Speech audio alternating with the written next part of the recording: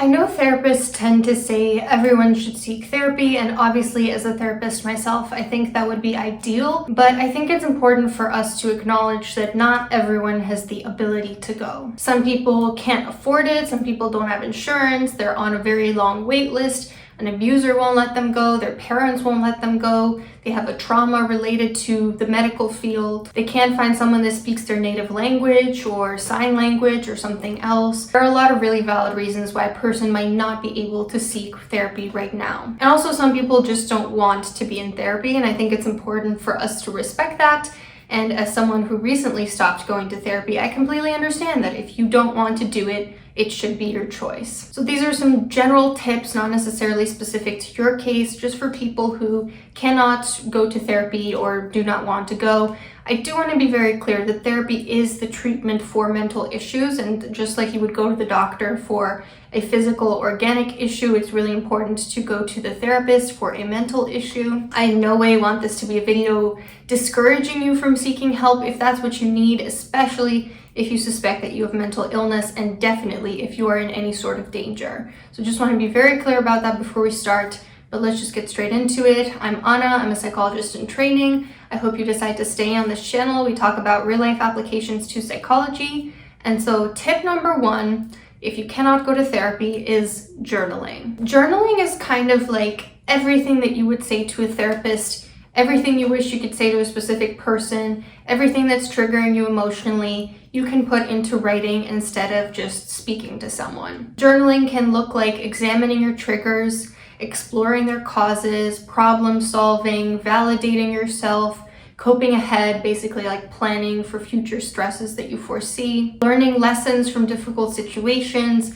making pros and cons lists of certain decisions, just simply getting your thoughts on paper and feeling like you're sharing them, even if it's not to a person, keeping a mood tracker, tracking how much you drink or how frequently you do drinking or other problematic behaviors, dialoguing with your inner critic, processing past events, taking notes on self-improvement books that you're reading. It's really wild how much journaling can make you realize things that otherwise you wouldn't realize just thinking about them. Like for example, I have recently obviously had COVID, I mentioned this, and I noticed I was having a lot of anxiety about like physical symptoms afterwards. And it did not click to me. I was like, why is this happening? Like, why am I feeling so anxious about like my ear and my eye and my health in general?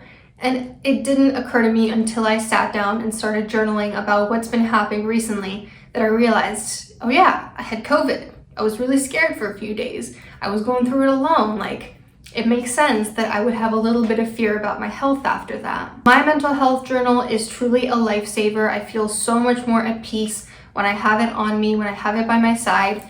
And I do have an old video on what exactly is in my mental health journal, so check that out up here if you're interested. I probably should make an updated video, but I don't know if that's something you guys would be interested in. I love my mental health journal, and I really hope that you are able to create one that you love as well. My second tip is to get workbooks or therapy manual books.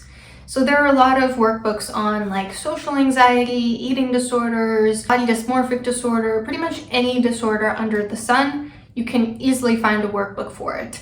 And I have found great use in kind of running through manuals with worksheets from CBT, DBT, ACT, but I recognize that I actually have the background to digest and understand these concepts as a therapist. So I don't know if I'd necessarily recommend you do that if you don't have this background. However, if you can find a very user-friendly manual, one that is suggested for your specific presenting concern from a therapist, and it makes sense to you and it's helpful, those do have some really great skills and worksheets that can change your life sometimes. I pretty much for any presenting concern recommend DBT, so I'm not sure which is the most user-friendly beginner use of a DBT manual, but I use just the typical Marsha Linehan one. Hopefully you can find one that has like all the worksheets. Tip number 3 is to read books on topics that pertain to your mental health. These could be self-help or self-improvement.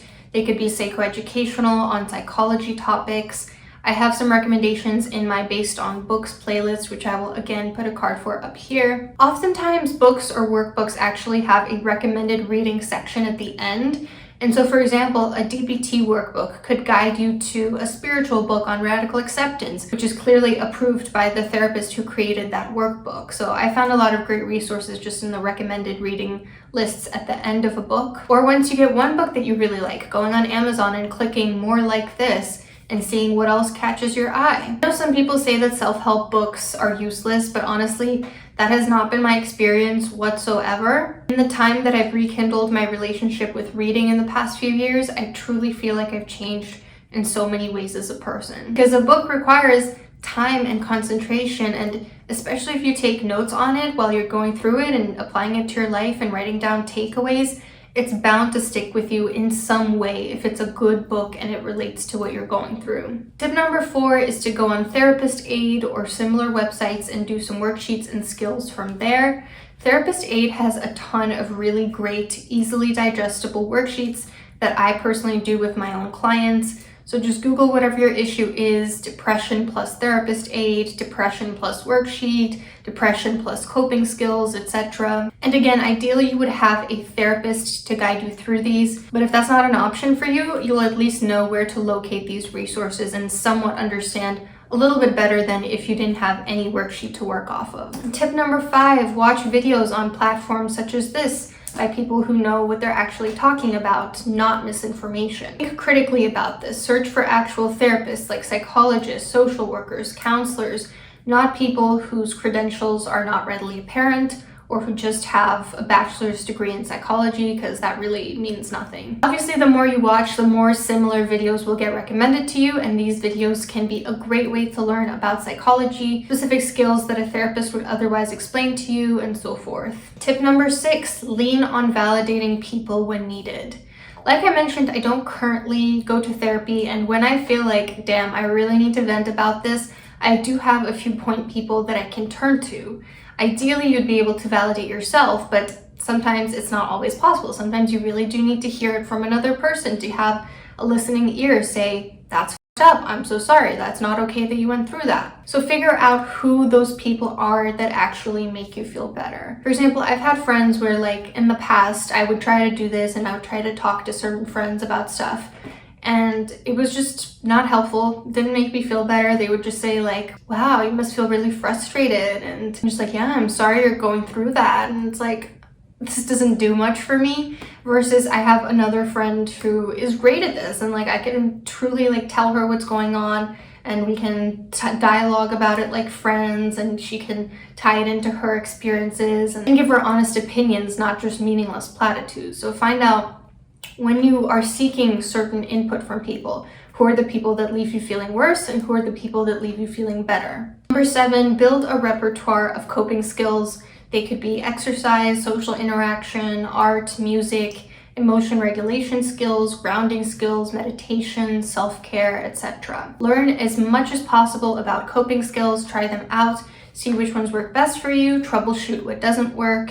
The DBT handbook, this is going to sound like an ad, but it's really not. It has lists of pretty much every single coping skill under the sun, as well as some really life-changing skills in there. So I would recommend getting the DBT handbook once again, because that can really give you a jumping off point for what coping skills actually look like. Tip number 8 is group therapy. This is often with a low copay, like $20 or so. It offers you social support from other people who are going through the same thing, and it does offer you the attention and care of a therapist. A lot of places, if not most places, are doing group therapy virtually these days, so you can do it from the comfort of your home over Zoom. It's usually less of a wait list than individual therapy as well, just because of the turnover and the larger number of open spots. So I do really recommend group therapy. You can go on Psychology Today, look up your zone, your insurance if you have some, the presenting concern that you're wanting to look for, and see what groups pop up. Tip number 9, work on your relationships. A lot of therapy is talking about relationships, so working on them independently can be a good way to achieve that if therapy isn't an option for you.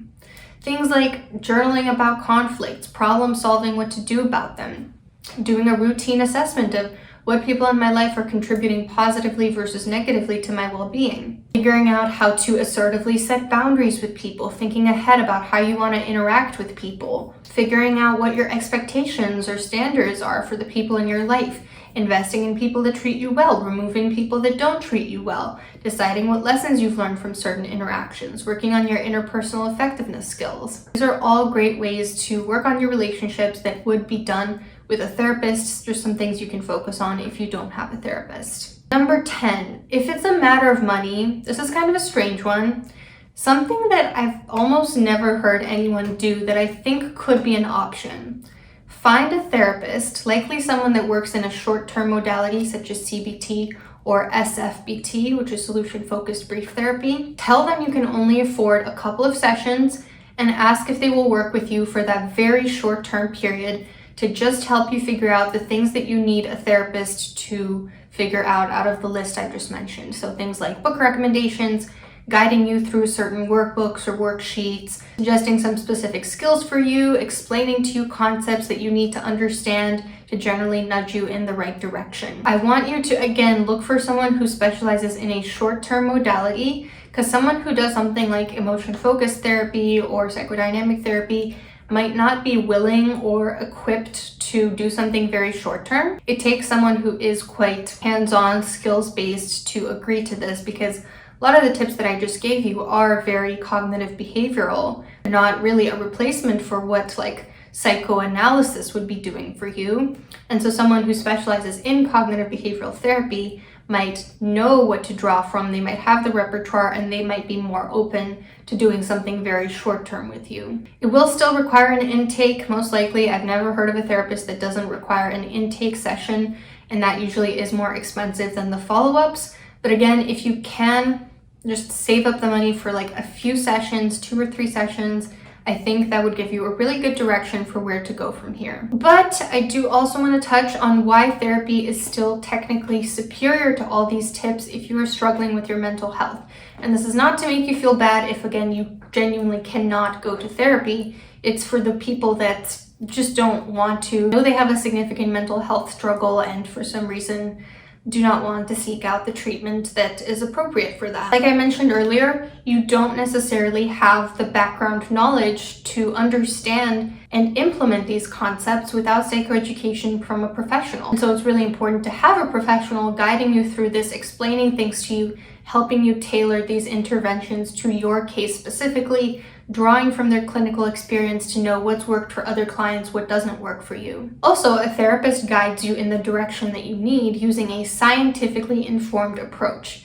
And the things I mentioned, although they're good tips, there's no like manual for doing all these things on your own to see if that's effective or more effective than placebo, which therapy is very much shown to be. Also, no other relationship is going to give you the one directional attention and empathy that a therapist-client relationship will give you. There's no other relationship where it's only expected that one person gives and one person takes. In therapy, the therapeutic relationship is the mechanism of change. And when it's just you, it's not really a relationship between two people. It's not really someone giving an interest in your life and showing compassion and supporting you. You can provide that for yourself. I think that's wonderful. You're a superstar in my books.